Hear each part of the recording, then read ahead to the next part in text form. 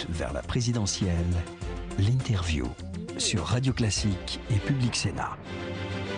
Voilà, nous sommes en direct, donc rebonjour Bertrand Delanoë, je sens que vous êtes en pleine forme, sémillant, vibrant. Le cas Ségolène Royal, est-ce que vous avez l'impression qu'on en fait un petit peu trop quand on a un regard général sur le lendemain de ces législatives? C'est vrai que François Hollande lui a téléphoné, que Jean-Marc Ayrault a appelé donc son adversaire, maintenant parce qu'il faut bien l'appeler par son nom, que Martine Aubry va sur place, donc est-ce que sauver Madame Royal est vraiment une préoccupation fondamentale? Vous savez, dans la démocratie, et vous avez vu qu'il y avait un taux d'abstention important, sont les principes et la clarté des comportements qui permettent de donner confiance aux citoyens. Bon, voilà, il se trouve qu'il y a une compétition au premier tour entre plusieurs candidats de gauche dans cette circonscription. La règle, le principe, le service des électeurs, c'est que celle ou celui qui arrive en tête devient le candidat de tous, devient le candidat de tous au second tour. Et donc voilà, parlons de la croissance, de l'emploi, du redressement de la France. Est-ce que vous, par exemple, vous regretteriez qu'elle disparaisse d'une certaine manière de la vie politique? Parce que si jamais elle n'est pas députée, elle ne sera pas présidente de l'Assemblée. Durand, déjà ce matin, vous avez fait un petit film de fiction sur les personnes, ça me concernait. Oublions de temps en temps ce spectacle politico-médiatique. Pensons aux Françaises et aux Français qui sont souvent dans l'embarras, en tout cas dans le doute, et qui ont besoin de comprendre et d'adhérer à des perspectives pour les 5 ans qui viennent. Voilà, il y a une circonscription à La Rochelle et il y a une candidate de la majorité présidentielle qui s'appelle Ségolène Royal, un candidat dissident, et arrêtons les films sur les personnes et les emballements sur les personnes. Au-delà tout de même, Bertrand Delanoë, des personnes... sur le symbole, on s'aperçoit d'ailleurs quand on regarde les premiers tours de ces législatives que les personnes, entre guillemets, parachutées, ce qui n'est pas tout à fait le cas de Ségolène Royal, qui est quand même présidente de région, ça souvent, c'est pas un très bon signal envoyé aux électeurs. Et on se souvient que vous-même, à Paris, quand il y a eu ce qu'on peut appeler le dossier Cécile Duflot, mais même si ça s'est arrangé après, vous aviez pris position. Est-ce qu'au fond, les électeurs ne sanctionnent pas un petit peu ce genre d'attitude qui n'est plus très bien comprise aujourd'hui? Vous auriez même pu ajouter que je suis devenu maire de Paris par une démarche en profondeur avec les Parisiens et donc partant d'eux. Bon, voilà, cela dit, on élit des députés pour, à l'Assemblée nationale, mettre en œuvre une politique nationale, mais c'est vrai que les comportements démocratiques, l'authenticité des engagements, c'est quelque chose que les citoyens réclament à juste titre. C'est comme sur le cumul des mandats, au lieu de faire des films comme M. Guillaume Durand. Moi, j'ai été élu maire de Paris, j'ai dit pas de cumul de mandats, donc je quitte le Parlement. J'ai dit pas de cumul des mandats dans le temps. Donc au bout de 13 ans, 2014, c'est normal que j'essaye de me mettre au service de la transmission parce que j'aime ma ville, je crois dans mes idées et je crois qu'il ne faut pas que le service, l'engagement, l'élection, ce soit, le fait de soigner une carrière. On peut tout à fait s'épanouir, être heureux personnellement dans le service avec fierté même, sans être, au service de sa propre carrière. Voilà, donc pour ces élections législatives, ce qui est en cause, c'est d'abord que les Françaises et les Français s'intéressent à ce qui les concerne, qu'ils décident et qu'ils donnent à François Hollande et à Jean-Marc Ayrault une majorité efficace, une majorité loyale sur le fond, qui va faire la réforme fiscale, qui va permettre que dans bien des domaines, il y ait des progrès dans ce pays, et ça va être dur, vous le savez bien qu'il y a une crise. Bon, et donc voilà, il faut que les femmes et les hommes qui se présentent devant eux soient des instruments, au sens le plus positif du terme, du redressement de la France et de la confiance. Et dans les comportements politiques, il y a effectivement ce qui crée de la confiance dans notre destin commun. Est-ce que vous avez le sentiment que cette présidence Hollande démarre bien? Oui, vraiment bien. François Hollande a commencé dès les premiers jours à être fidèle à ses engagements. Il voulait se battre pour la croissance et c'est de cela qu'il a parlé principalement avec le président Obama et avec la chancelière allemande, tout en considérant aussi les autres partenaires européens. Il avait pris aussi un engagement auquel les Français tiennent beaucoup et qui est difficile à mettre en œuvre, c'est le retrait des troupes d'Afghanistan dès la fin de l'année 2012, des troupes combattantes bien sûr, parce que les impératifs de sécurité, le ministre de la Défense l'a rappelé. La modestie, la simplicité, tout ça vous va? Le naturel, le naturel. François Hollande a des qualités et des défauts. Moi, je pense qu'il va être un très bon président parce qu'il est naturel, il est sincère dans ses convictions et il a le souci de l'efficacité de la politique qu'il met en œuvre. Le choix de Jean-Marc Ayrault est aussi très révélateur d'un grand maire, de quelqu'un qui pendant longtemps a su remettre sa ville en mouvement, donner là aussi de la confiance, de la cohésion, tout en investissant sur l'innovation. C'est-à-dire qu'à Nantes, Jean-Marc Ayrault a été un rénovateur des phénomènes économiques, sociaux, culturels. Et donc voilà, c'est une manière d'être. On ne fera pas tout bien, on ne va pas tout réussir.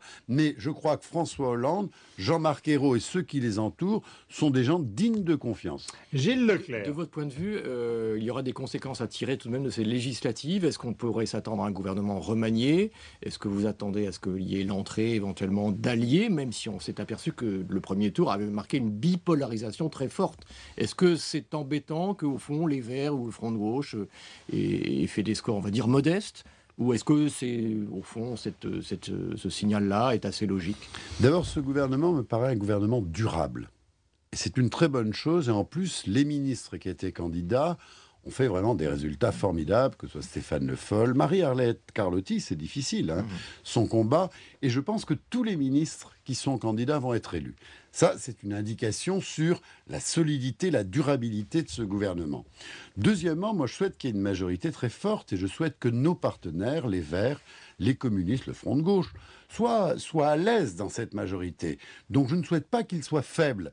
Ce qui est vrai, c'est que tout en étant des partenaires et en ayant besoin absolument de tout le monde et des idées de tout le monde, je souhaite que au sein de la majorité, il y ait un socle solide, courageux et très fidèle à ce que souhaitent faire le président de la République et le Premier ministre. Donc voilà, moi vous savez, je conduis une majorité extrêmement pluraliste depuis 11 ans et demi, et même ceux qui me dérangent me paraissent très utiles à notre débat, à nos avancées. Simplement, à un moment donné, il faut pouvoir trancher, avancer, et donc moi j'espère que cette majorité sera riche, que le Front de gauche sera bien représenté, les Verts aussi, mais voilà, plus nous serons nombreux et plus chacun pourra apporter ce qu'il est, et plus la France aura des chances de réussir. Vous avez beaucoup d'expérience. Est-ce que vous voyez arriver François Fillon? Pardon ? Est-ce que vous voyez arriver François Fillon vers un endroit que vous connaissez bien, qui est Paris? D'abord, il y a une chose que j'avais dite au début, on ne m'avait pas entendu, c'est que François Fillon quittait la Sarthe, où il était élu depuis 30 ans, parce qu'il avait peur d'être battu par Stéphane Le Foll. Et c'est en train de se vérifier. Deuxièmement, il était le chef du gouvernement qui a fait le découpage, qui a parfois été un charcutage des circonscriptions. Et donc, à la fois, il fuit la circonscription qu'il représente depuis 30 ans, et il se taille pour lui-même une circonscription facile, ce qui a d'ailleurs créé beaucoup de polémiques à droite. Demandez à Madame Dati ce qu'elle en pense. Bon, ben voilà. Est-ce que vous croyez que son arrière-pensée fondamentale derrière la présidence de l'UMP, s'il l'obtient, c'est Paris? Mais il fait ce qu'il veut, et moi je respecte M. Fillon, et il ne fait pas de confidence. Ce que je sais, c'est que Paris est une ville qui a vraiment beaucoup changé. Il y a 110 000 habitants supplémentaires depuis 10 ans. C'est une ville qui a rajeuni et qui a à la fois beaucoup œuvré à sa cohésion, c'est-à-dire que maintenant, dans les quartiers les plus populaires, où il y a toujours des populations fragiles, précaires, le Front National, qui était à 20%, fait 3 ou 4%, et en même temps, c'est une ville qui entreprend sur le plan économique, sur le plan culturel, sur le plan de l'innovation, les pépinières d'entreprise. Voilà. Donc, M. Fillon me paraît représenter quelque chose d'un petit peu archaïque par rapport et aux pratiques démocratiques. Son arrivée coïncide avec l'élimination de toutes les femmes députées UMP de Paris. Bon résultat pour la modernisation de la vie démocratique.